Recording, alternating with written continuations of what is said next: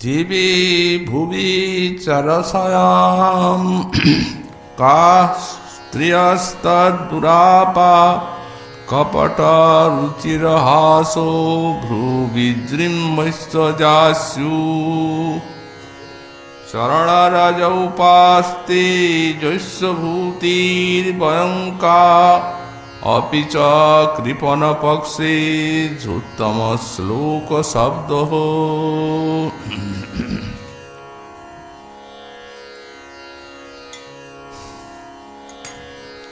सर्ववेदांत सार श्रीमद्भागवते दशम स्कंदे सप्तचत्वारिंशाध्याये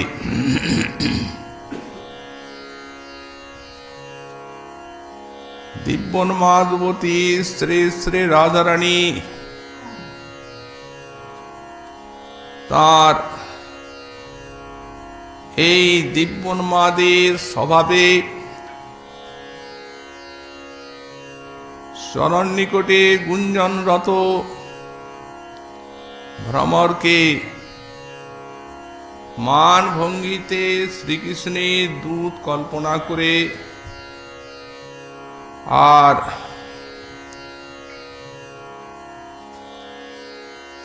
একটি শ্লোকে বলতেন দিবি ভুবি চরসায়াম কা স্ত্রিয়স্তদুরাপা কপট রুচিরহাসো ভ্রুবিজৃম্ভশ্চজাস্যু চরণরজৌপাস্তে যস্যভূতির্ভয়ঙ্কা अपि च কৃপণপক্ষে ঝুত্তম শ্লোক শব্দ। ওরে ষটপদ, এই দিবি ভুবি চরসায়াম কা স্ত্রিয়স্তদুরাপা, স্বর্গে মর্তে এবং পাতালে এমন কোন স্ত্রী আছেন যে সে কপটরুচিরহাস ভ্রু বিজৃম্ভশ্চজাস্যু, তোর সেই কপটি বন্ধুর কপট রুচির হাস্য এবং ভ্রু চালনা, তার সুধাকর বিনিন্দি মুখমণ্ডল, এই সব দর্শন করে আর এই পাতিব্রত্য ধর্মের থেকে ভ্রংসিত না হয় এমন কোন স্ত্রী তিলোকে আছেন? চরণরজৌপাস্তে যস্যভূতি, বৈকুণ্ঠেশ্বরী ভগবতী ইন্দিরা, তিনিও যার চরণ রজের উপাসনা করছেন, সেখানে ভয়ঙ্কা, সেখানে আমরা আর কোন ছাড়? अपि च কৃপণপক্ষে ঝুত্তম শ্লোক শব্দ, তথাপি কৃপণগণ জন তাকে উত্তম শ্লোক আখ্যা দিয়ে থাকেন। পূর্ব জল্পনায় রাধারানী ভ্রমরের নিকটে বলেছেন, ভ্রমর যখন অতিশয় ঝঙ্কার করতে থাকে, রাধারানী তাকে তার গান বলে কল্পনা করেন এবং তাকে বলেন, যা মথুরায় সেই তোর বন্ধু যে সব ওই মধুবধূগণের কাম পীড়া উপশম করেছে তাদের সভায় গাইবি যা। তারা তো এখন তার কর্তৃক সুখী হয়ে আছে, অতএব তারা সেই গান শুনে আনন্দ পাবে এবং তোর বাসনা পূর্ণ করবে, যা চাইবি তাই দেবে। ভ্রমরটি গুঞ্জার করছে। ঈশ্বরী তার থেকে কল্পনা করছেন, দেখো দেখো সখীগণ, এই ভৃঙ্গটি কি বলছে। ভ্রমরটা যেন বলছে, ঈশ্বরী আপনি এই রূপ, এই অলিক কল্পনা সমূহ করবেন না, কারণ মথুরা নগরে যে সব ক্ষত্রিয় রমণী আছেন তারা সব পরম পতিব্রতা। অতএব তারা কি নিজের পাতিব্রত ধর্ম ত্যাগ করে আর আমার বন্ধুর ভজন করবে নাকি? তা কখনো সম্ভবপর নয়। অতএব এই সব রুক্ষ কথা বলবেন না এবং অলিক কল্পনা করবেন না। ভ্রমরের গুঞ্জন থেকে ঈশ্বরী এই কল্পনা করে বলছেন, ওরে শোন বলি, মথুরার যে সব ক্ষত্রিয় রমণী তারা যে পতিব্রতা নন এ কথা বলতে আমি চাই না। তারা সব পতিব্রতাই, কিন্তু বল দেখি এই দিবি ভুবি চরসায়াম কা স্ত্রিয়স্তদুরাপা, তোর সেই কপটি বন্ধুর ওই আপাত রুচির যে বদন মণ্ডল, মনোহর হাস্য এবং ভূচালনা, এই সমস্তগুলি দেখে কোন স্ত্রী পতিব্রতা ধর্মের থেকে বিচলিত না হয়? ত্রিভুবনে এমন কোন স্ত্রী নেই।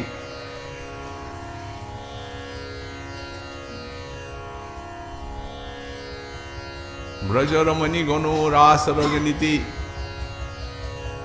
যখন শ্রীকৃষ্ণ উপেক্ষাবাণী বললেন তখন একটি শ্লোকে তাই বলেছে, প্রার্থনা বাণীতে, কাস্ত্রঙ্গতে কলপদায়ত বেণুগীত সম্মোহিতার্য চরিতান্নচলে ত্রিলোক্যম ত্রৈলোক্য সৌভগ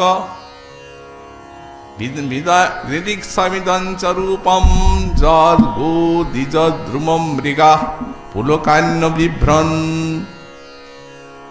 যখন কৃষ্ণ ব্রজদেবীগণকে বললেন, রাস রজনীতে আপন আপন গৃহে ফিরে যাও, পতি সেবা করো গিয়ে, স্ত্রীগণের পতি সেবাই ধর্ম, অতএব পতিপুত্রাদির সেবা করো। এখানে এসে আমার নিকট মিলন কামনা কেন করছো? তার উত্তরে বলেছিলেন, কাস্ত্রঙ্গতে কলপদায়ত বেণুগীত সম্মোহিতার্য চরিতান্নচলে ত্রিলোক্যম। ওহে, তোমার যে এই ভুবন মোহন ভুবনাকর্ষী বেণুনাথ আর তোমার যে ত্রৈলোক্য সুন্দর উপমাধুরী, এই বেণুনাথ শ্রবণ করে আর তোমার ওই মধুর রূপমাধুরী দর্শন করে পতিব্রতা ধর্মের থেকে বিচলিত না হয় এমন কোন স্ত্রী আছেন? কার স্ত্রী? কোথায়?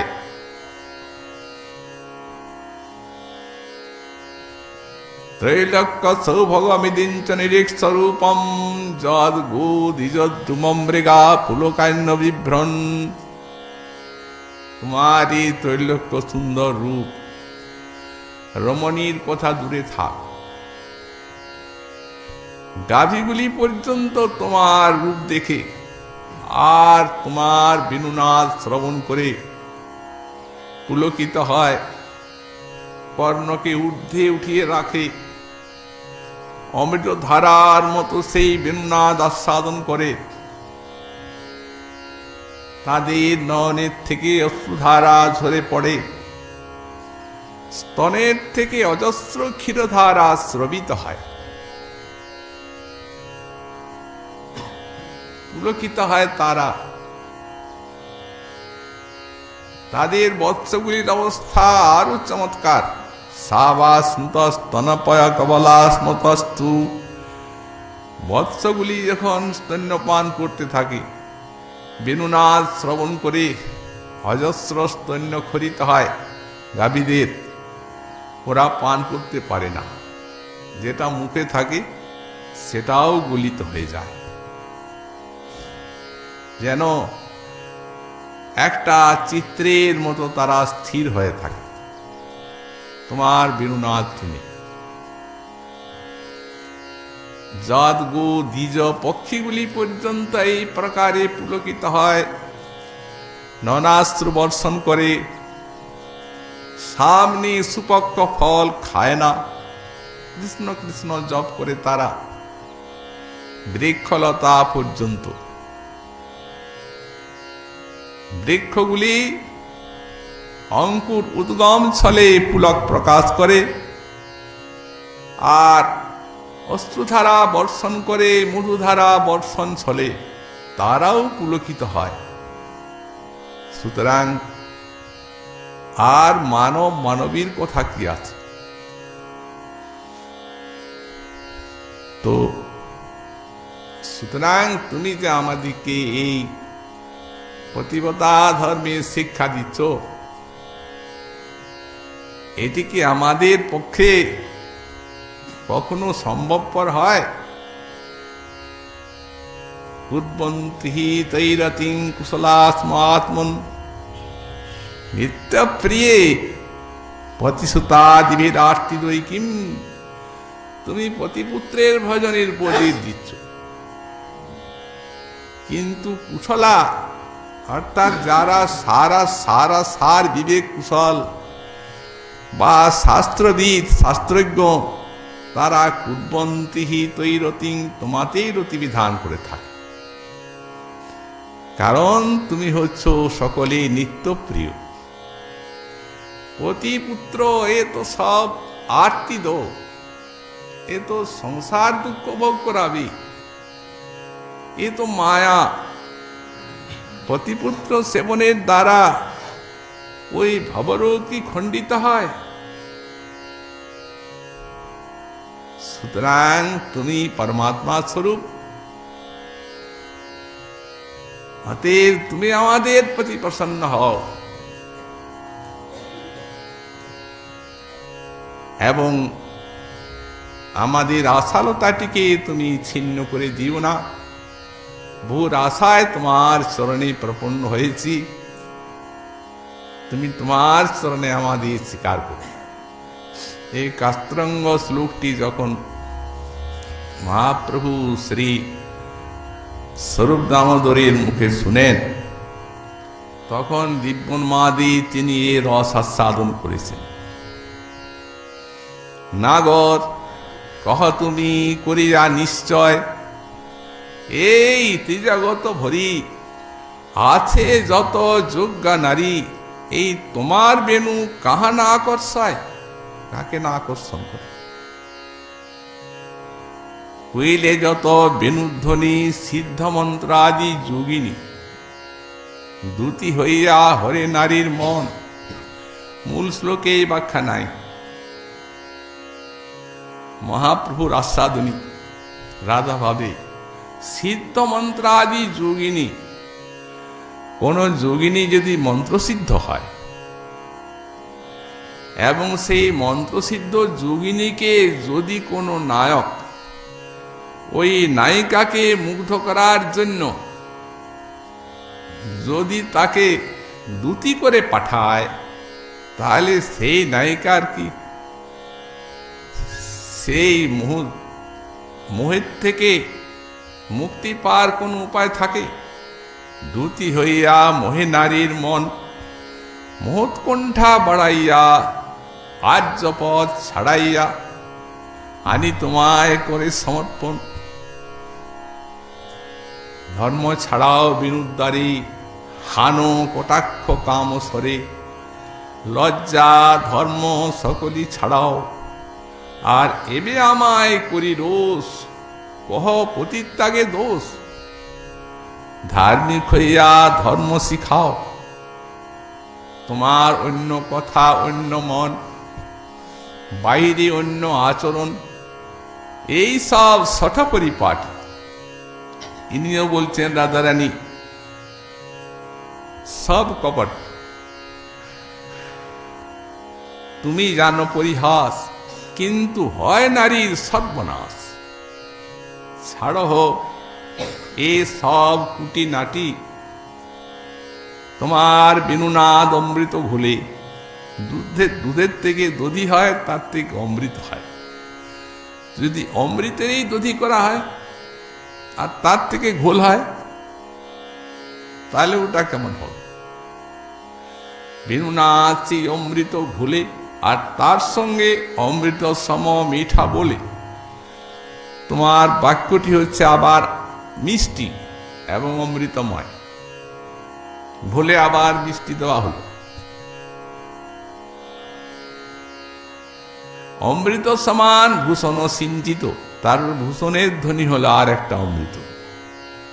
এই তিন অমৃতে হরে কান, হরে মন, হরে প্রাণ, বলো কেমনে নারী ধরিবে চিত।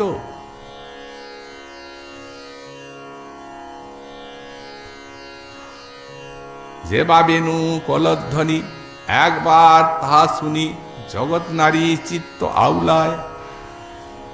নির্বন্ধ পড়ে খসি, বিনামূল্যে হয় দাসী, বাউলি হইয়া কৃষ্ণ পাশে ধায়। যেবা লক্ষ্মী ঠাকুরানী, তেহ যে কাকুলি শুনি, কৃষ্ণ পাশে আইসে প্রত্যাশায়। না পায় কৃষ্ণের সঙ্গ, তবু বাড়ে তৃষ্ণার তরঙ্গ। তপ করে তবু নাহি পায়, মহাপ্রভুর আস্বাদন।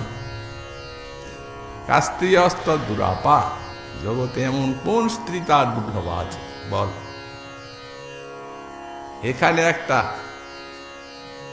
প্রশ্ন জাগতে পারে সাধারণের মনে, যে কৃষ্ণের অবতার স্বয়ং ভগবান, তিনি ধর্ম রক্ষার জন্য নিজেই বলেছেন, পরিত্রাণাং সাধূনাং বিনাশায় চ দুষ্কৃতাম ধর্ম সংস্থাপনার্থায় সম্ভবামি যুগে যুগে। তো রমণীর প্রতিব্রতা ধর্মটিকে যে নষ্ট করে দিচ্ছেন, তাহলে ধর্ম রক্ষাটি কিভাবে করেন উনি? সাধারণের মনে এরূপ প্রশ্ন জাগতে পারে, কারণ পতিব্রতা ধর্ম এইটি রমণীগণের একমাত্র পালনীয়, উনি সেইটিকেই নাশ করে দিচ্ছেন। ধর্ম সংস্থাপন কিরূপ হল? মহাজনগণ বলেন একটি ধর্ম আর একটা পরম ধর্ম, দুটি আছে। ধর্ম হচ্ছে যেমন যাগ, যজ্ঞ, তপস্যা, দান, দয়া ইত্যাদি ধর্ম, অহিংসা। আর পরম ধর্ম হচ্ছে ভক্তি। তো যাদের এই পরম ধর্ম আশ্রয়ের মতো অধিকার নেই, তাদের জন্য সর্বজন হিতৈষী শাস্ত্র এই ধর্মের কথা উল্লেখ করেছেন।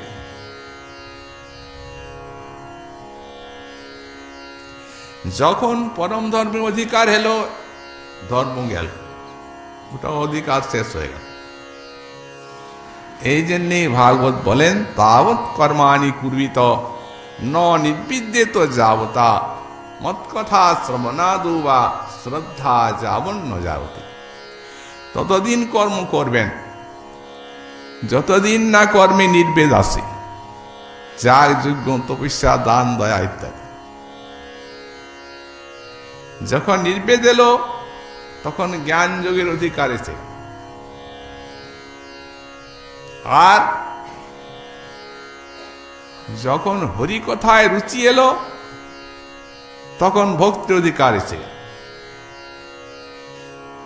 যখন ভক্তির অধিকার এসে গেল এই পরম ধর্ম, তখন ওটাও গেল এটাও গেল, জ্ঞানও গেল, কর্মও গেল, যোগও গেল, তপস্যাও গেল। এই পরম ধর্মে উঠাবার জন্যই এই ধর্মের কথা শাস্ত্র বলেছে, কিন্তু সোপান নয় যে ধর্মকে সোপান করে পরম ধর্মে উঠতে হবে তা নয়। অনধিকারী যারা ভক্তিতে পরম ধর্মের, তাদের ধর্মটি অনুষ্ঠান করতে হবে। কোনদিন মহৎ কৃপা হবে তো ভক্তিতে অধিকার পাবেন। সুতরাং কর্ম যে পরম ধর্মে পৌঁছে দেবে তা না, পরম ধর্মে পৌঁছাবে মহৎ কৃপা। মহৎ কৃপা বিনা কোনো কর্মে ভক্তি নয়। তা এখন পুরুষ মানুষের যে সকল ধর্ম আমরা বললাম, শাস্ত্র এবং মহাজন রমণীগণের ধর্ম বলেছেন একমাত্র পতিব্রতা ধর্ম। ওইটি তাদেরকে পালন করতে হবে। ওইটি পালন করতে করতে যখন তার পরম ধর্মে যখন রুচি হবে, তখনই কি ধর্ম নিয়ে থাকবেন নাকি? তখন তো ওটা আপনিই চলে যাবে। যখন এই ভক্তিতে অধিকার আসবে, তার কারণ ধর্ম সে তো আর কখনো ভবরূপ খণ্ডন করবে না। আর জীবের যে স্বরূপ, সে নিত্য কৃষ্ণ দাস, সেই নিত্য কৃষ্ণ দাস দাসত্বের বিস্মৃতি বশতই এই সংসার। সুতরাং যতক্ষণ পর্যন্ত না তার স্বরূপের জাগরণ আছে, এবং স্ত্রী হোক পুরুষ হোক, এই দেহগুলা তো সব মাইক। কর্মফলে কেউ স্ত্রী হয়েছেন, কোন জীব পুরুষ হয়েছে, কিন্তু শ্রেণী তো একটাই। অতএব সকল জীবেরই তো উপাস্য কৃষ্ণ। সুতরাং এই পরম ধর্মের আশ্রয় পেলে আর ওই ধর্মকে নিয়ে থাকতে হয় না, তখন পরম ধর্মকেই আশ্রয় করতে হয়। সবাই মেনে নিয়েছেন শাস্ত্রবান। কোন স্ত্রী পতিব্রতা আছে, যদি অন্য পুরুষে মন দেন, পতি তাকে ছেড়ে দেয়। কিন্তু যদি তিনি ঠাকুর পূজা আরম্ভ করেন, ভক্তিপথ আশ্রয় করে কৃষ্ণের সেবা করেন, তখন পতি মনে করেন কি সৌভাগ্য আমার, যে আমার স্ত্রী এত বড় ভক্ত। আমার ভক্তি না থাকলেও এই আমাকে উদ্ধার করে, মনে করেন কিনা? তো সুতরাং পতি সেবার আদেশ দিয়েছে শাস্ত্র এই জন্যই, যে পরমপতির ডাক যতক্ষণ পর্যন্ত না আসে। যেমন পতি কোন পতিব্রতার বিদেশ চলে গেলেন, পতিব্রতা খায় না দায় না ভালো, পরিধান নাই ভালো, কোনো উৎসবে যায় না, কারণ পতি সেবা পরায়ণা। এইভাবে সে থাকে। যখন পতি চলে যাচ্ছেন, তখন বলছেন তোমার সেবা না করে আমি জলগ্রহণ করি না, তাতে আমার ওই নিয়মটার কি হবে? তখন পতি একটা তার ছবি দিয়ে যাচ্ছে, বললে এই নাও, এটাকে ভোগ লাগাবে আর প্রসাদ খাবে আর সেবা করবে। এখন সেই পতিব্রতার ছবিটির সেবা করছে একদিন, আর স্বয়ং পতি এসে দরজায় কড়া নাড়ছেন, ওগো খুলো খুলো আমি এসেছি। তখন ওইটা নিয়েই থাকবে না, খুলে আর তার সেবা করবে? ঠিক সেই রকম এই পরমপতির ডাক এলে তখন তার সেবা নিয়েই থাকতে হবে। সেটি হচ্ছে জীবের পরম ধর্ম। সবই পুংসাং পরো ধর্ম, যত ভক্তি অধক্ষ যে ভগবানের চরণে ভক্তি পরম ধর্ম। এই জন্য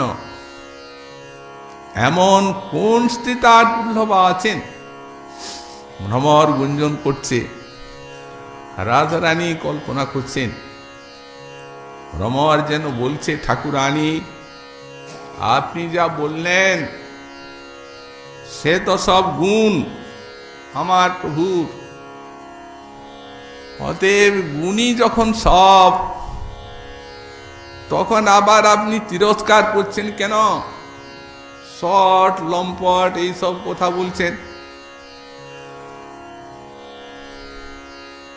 রাজারানী বলছেন ওরে গুণ নয়, এই কপট রুচির হাসো ভূ বিজৃম্বস্ত যাসু, এটা রাজারানীর জন্য।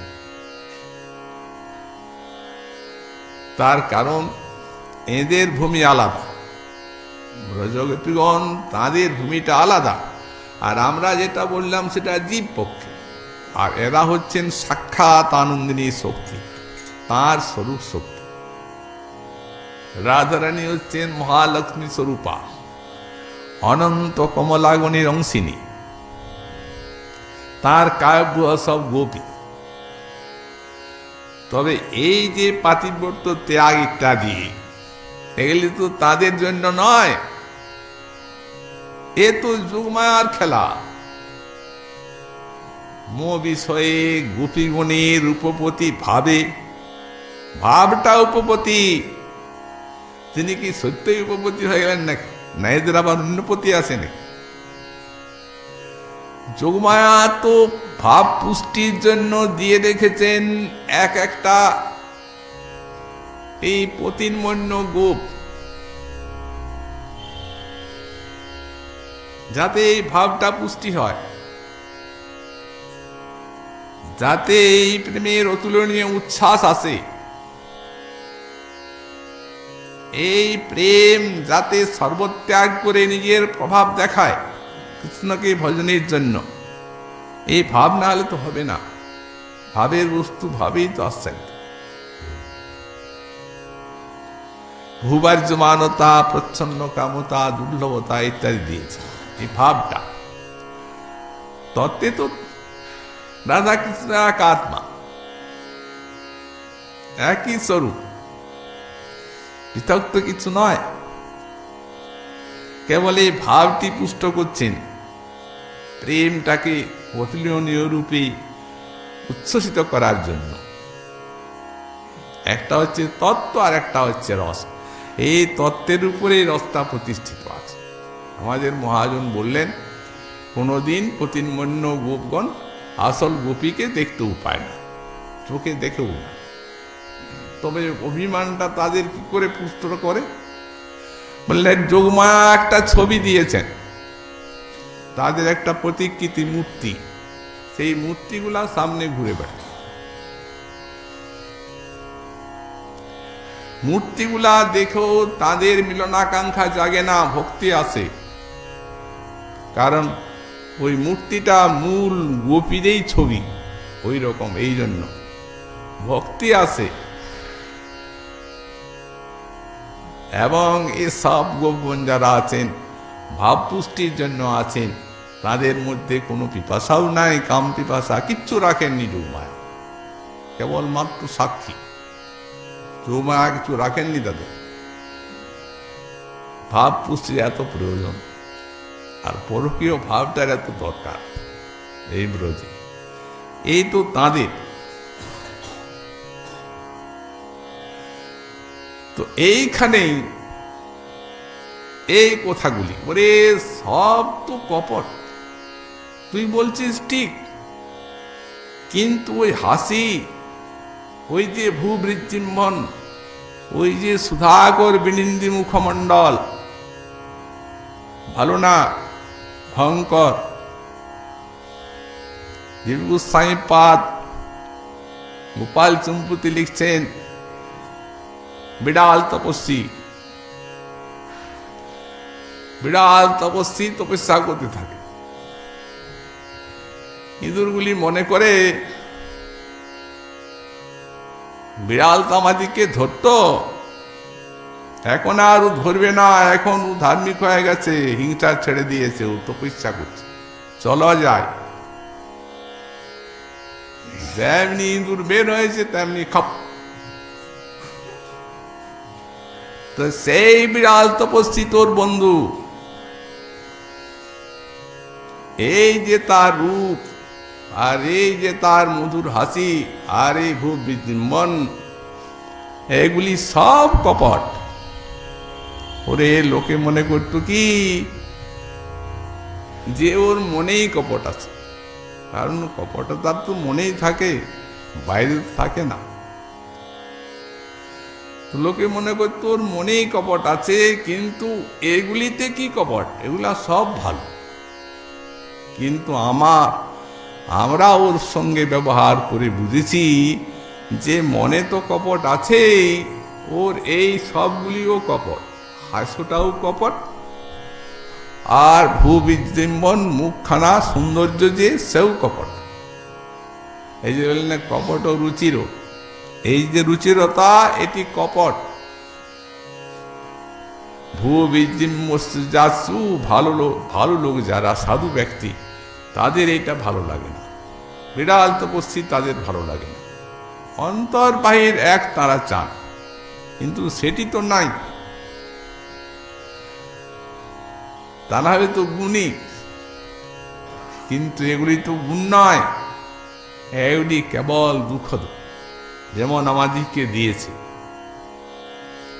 এখন আমরা যে দুঃখের সাগরে সন্তরণ করছি, ঈশ্বরী মর্মর যেন বলছি, যদি এত সমস্ত বুঝেছেন, তো আমি তো দেখছি যে আপনি তার উপরেই আসক্তি পোষণ করছেন।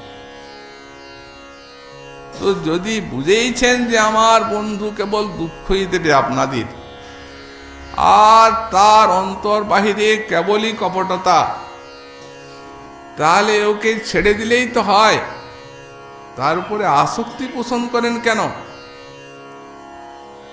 রাজারানী বলছেন, ওরে জানি সব, বুঝি সব, কিন্তু জানিস ওই কপটির মধ্যে একটা মায়া আছে।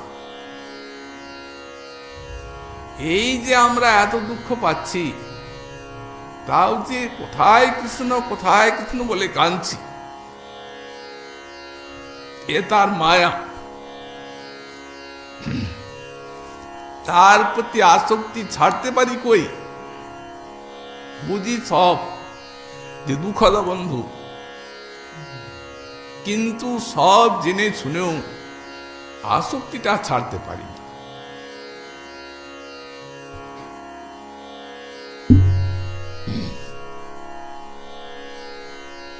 এই জন্যই ভুলতে পারি না, এটা তার মায়া। ওতে মায়াকে এড়াতে পারে এমন কার শক্তি আছে? শোন বলি, চরণরাজ উপাস তেজস্ব ভূতি, শাস্ত্রে দেখা যায়, মহাজনগণ বলেন যে ওর চরণ যেখানে যেখানে পড়ে, সেই জায়গায় রজগুলিকে কমলা দেবী উপাসনা করে। শরণ রজ উপাস্তি, কারণ সাক্ষাৎ ভাবে তো কৃষ্ণের চরণ রজ পেলেন না, সাক্ষাৎ ভাবে পাওয়ার জন্য তপস্যা করলেন, পেলেন না। তখন যেখানে যেখানে উনি চলে যাচ্ছেন, সেই জায়গায় যে রজ আছে, চরণ রজ, সেইগুলিকে উপাসনা করেন, সেবন করেন কমলা। তো চরণ রজ উপাস তেজস্ব ভূতি, সেখানে ভয়ঙ্কর, সেখানে আমরা কোথাকার কে? দেখ, একসঙ্গে ব্রজে জন্মেছি,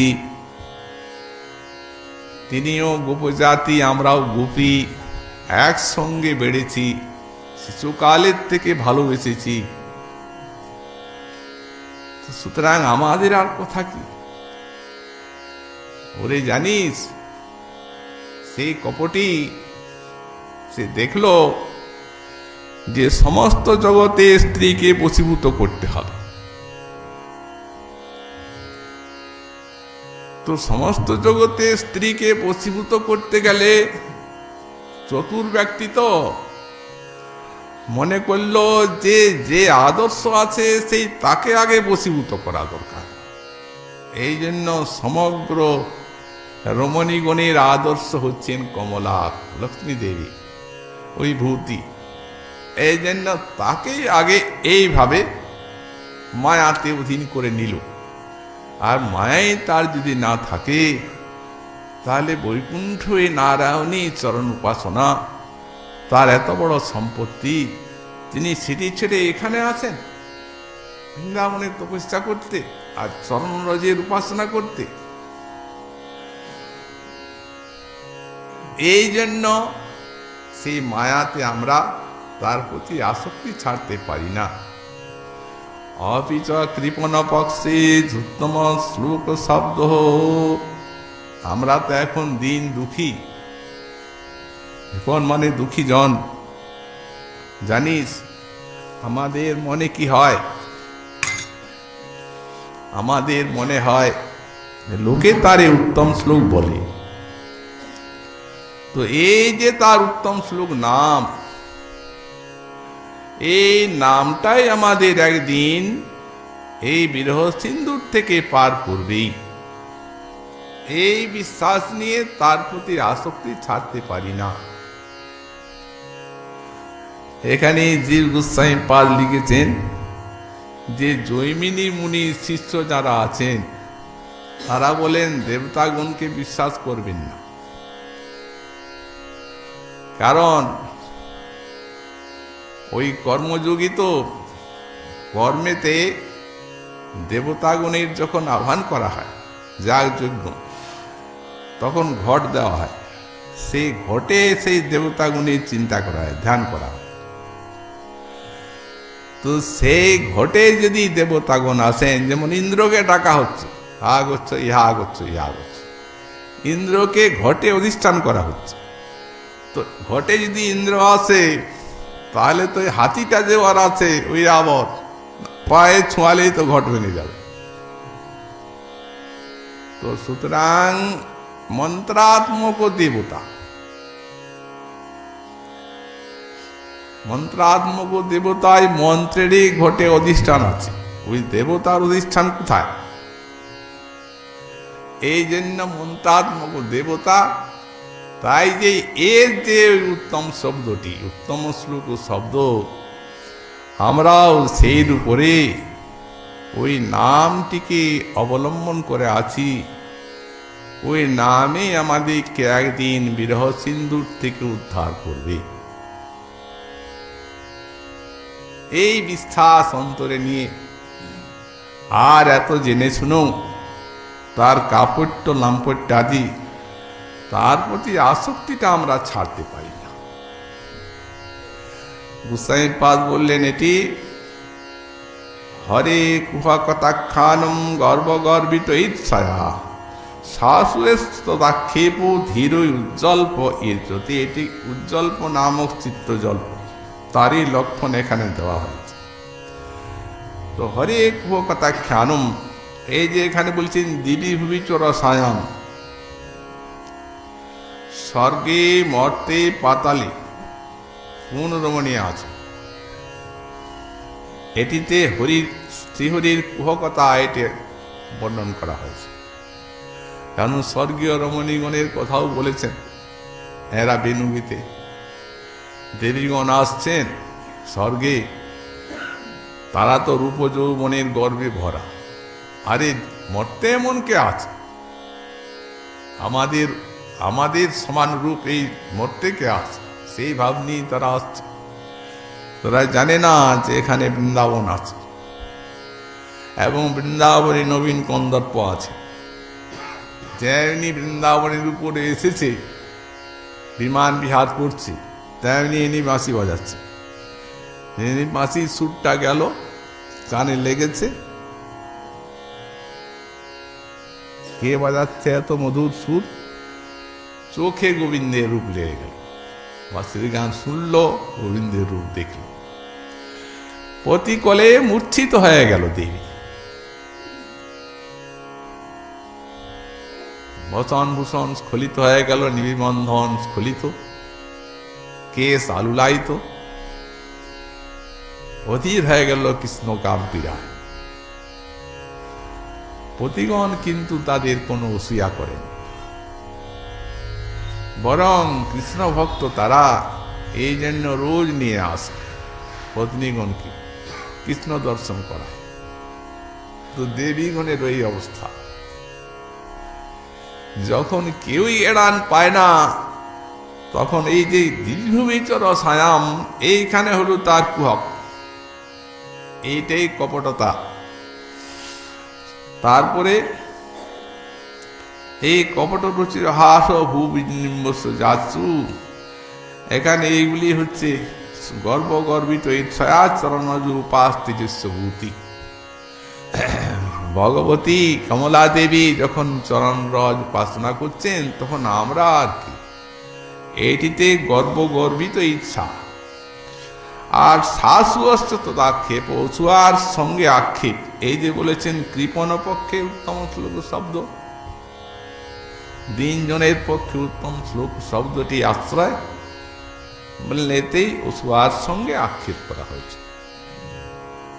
এই প্রকারে এই শ্লোকে উজ্জল্প চিত্রজল্পটি বলে পরবর্তী শ্লোকে আবার একটি সংজল্পে চলে যাচ্ছেন। শ্রীমন মহাপ্রভুর কৃপা হলে আগামীকাল আবার সেই বিষয়ে আমরা আস্বাদন করব।